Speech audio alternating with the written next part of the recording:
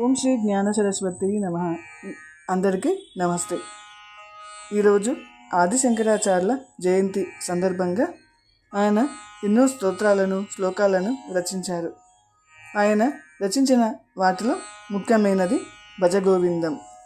భజ గోవిందం భజ గోవిందం గోవిందం భజ మూఢమతే భజ గోవిందం భజ గోవిందం గోవిందం భజ మూఢమతే సంప్రాప్తే సన్నిహితే కాలే సంప్రాప్తే సన్నిహితే కాలే నహి నహి రక్షతే दुःखकरणे नहि नहि रक्षते दुःखकरणे भज गोविन्दं भज गोविन्दं भज गोविन्दं भज गोविन्दం.